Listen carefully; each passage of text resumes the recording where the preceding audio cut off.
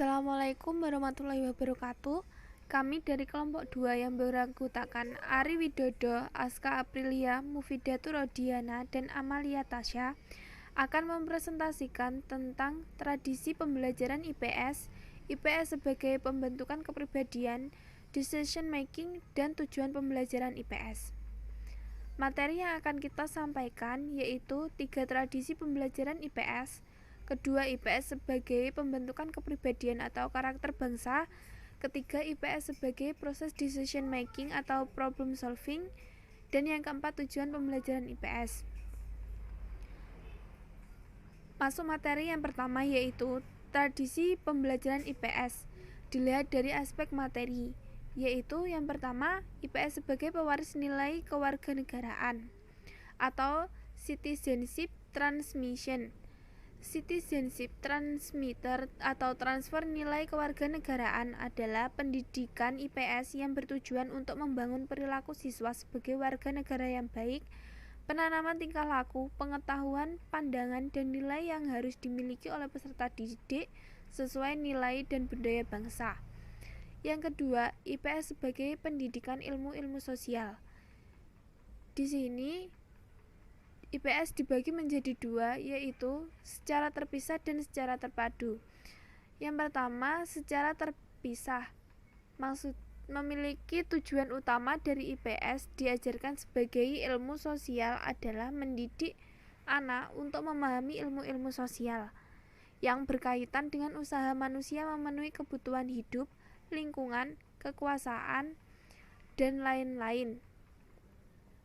Ilmu sosial tersebut terdiri atas ekonomi, antropologi, geografi, sejarah, sosiologi, dan lain-lain yang merupakan bahan yang akan disampaikan kepada siswa sesuai dengan ciri masing-masing yang biasanya disampaikan dengan terpisah. Poin yang kedua yaitu IPS secara terpadu.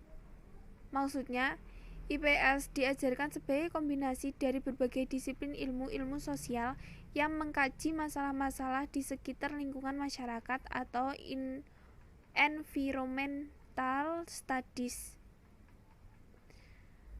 Selanjutnya, IPS sebagai reflective inquiry.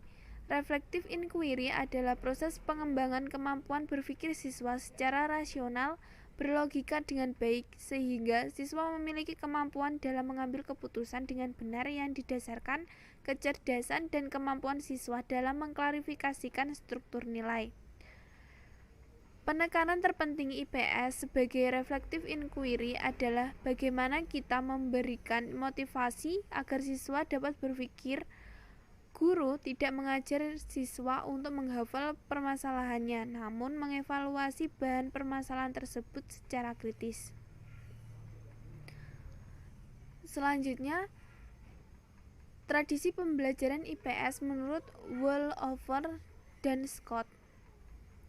Yang pertama yaitu Social Studies as Citizenship Transmission, meneruskan nilai-nilai lama yang dianggap penting dalam masyarakat. Nilai yang dipandang sebagai nilai yang baik ditanamkan dalam upaya untuk mengajari siswa menjadi warga negara yang baik.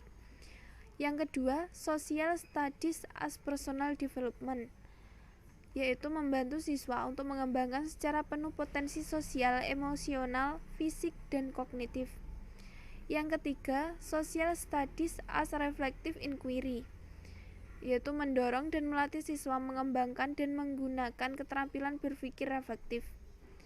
Kemudian mendidik siswa untuk lebih belajar berpikir dan untuk mengkaji masalah-masalah sosial secara kritis.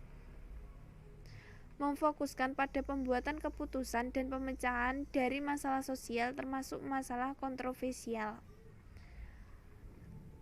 Keempat, Social Studies as Social Science Education, yaitu membuat siswa mampu memahami ilmu sosial, menekankan pengajaran konsep dasar, teori, dan metode dari disiplin ilmu-ilmu sosial, meyakinkan bahwa siswa akan menjadi warga negara yang baik jika mereka dapat memahami dan menerapkan konsep serta metode ilmu-ilmu sosial.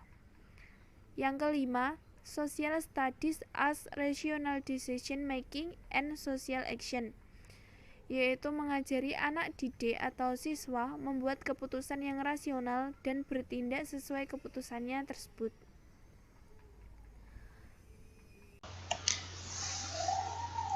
Baik, selanjutnya IPS sebagai pembentukan kepribadian atau karakter bangsa.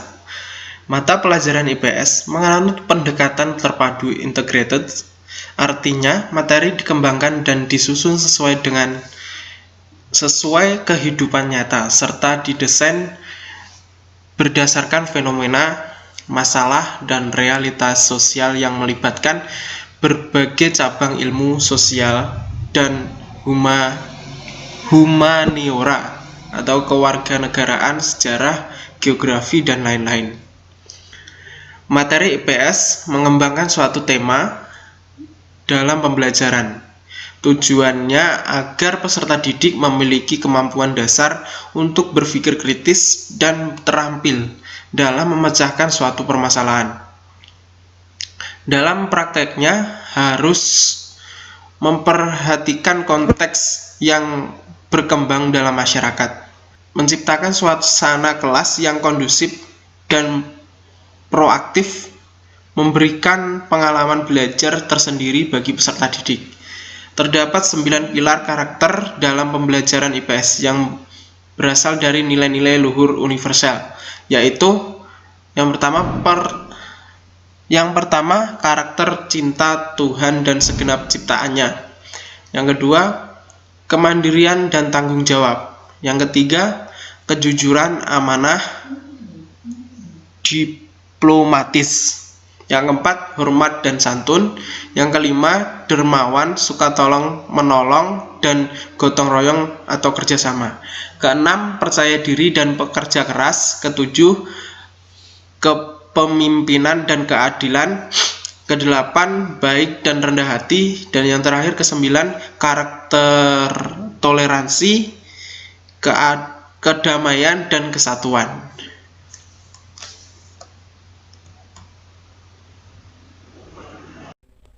IPS sebagai decision making atau problem solving. Makna konsep pengambilan keputusan atau decision making berkaitan dengan kemampuan berpikir tentang alternatif pilihan yang tersedia, menimbang fakta dan bukti yang ada, mempertimbangkan tentang nilai pribadi dan masyarakat. Nah, apabila seseorang dihadapkan pada pilihan-pilihan tersebut, maka kemungkinan jawaban yang muncul adalah pilihan yang tepat atau tidak tepat. Nah, dalam konteks pembelajaran, konsep pengambilan keputusan sebagai model pembelajaran IPS merupakan salah satu model keterampilan penentuan pilihan dari alternatif tersebut. Di sini, partisipasi orang dewasa atau guru sangat berpengaruh dalam proses pembelajaran IPS sebagai decision making, terutama di tingkat SD. Langkah-langkah yang dianjurkan dalam melakukan pengambilan keputusan secara sekuensial adalah sebagai berikut. Yang pertama, kita harus mengenal masalah yang perlu diambil keputusannya. Terus, selanjutnya yaitu memperoleh pengetahuan melalui inquiry ilmu sosial. Yang ketiga, yaitu mengorganisir masalah dan pengetahuan untuk bahan pembelajaran. Yang keempat, melakukan inquiry nilai. Yang kelima, pengambilan keputusan dan tindakan untuk warga negara. Yang keenam, yaitu menentukan urutan tindakan. Yang terakhir, yaitu memberikan kesempatan kepada warga negara untuk bertindak dan beradaptasi, baik di lingkungan masyarakat maupun di sekolah. Yang keempat, tujuan pembelajaran IPS. Yang pertama, bidang kognitif. Tujuan kognitif pembelajaran IPS yang didasarkan pada taksonomi Bloom lebih mengarah kepada tujuan memperoleh pengetahuan, pengertian, inteligensi, dan keterampilan berpikir peserta didik. Tujuan kognitif tersebut terbagi ke dalam 6 kelompok besar, yakni yang pertama, pengetahuan, yang kedua, pemahaman, yang ketiga, aplikasi, yang keempat, analisa, yang kelima, sintesis, dan yang keenam, evaluasi. Yang kedua, dalam bidang afektif. Tujuan afektif pembelajaran IPS menekankan pada perasaan emosi dan derajat menerima atau penolakan siswa terhadap materi yang diberikan. Tujuan afektif dibagi menjadi 5 kelompok besar, yakni yang pertama penerimaan, yang kedua jawaban atau sambutan, yang ketiga penghargaan, yang keempat pengorganisasian, dan yang kelima karakter nilai. Yang ketiga, bidang psikomotorik. Tujuan psikomotorik pembelajaran IPS menekankan pada keterampilan, keaktifan siswa terhadap materi yang diberikan. Tujuan psikomotorik dapat dibagi menjadi 7 kelompok besar, yakni yang pertama penginderaan, kedua kesiapan bertindak, yang ketiga respon atau terbimbing, yang keempat mekanisme atau tindakan yang otomatis, yang kelima keterampilan yang dilakukan secara berhati-hati, yang keenam adaptasi, yang ketujuh keaslian.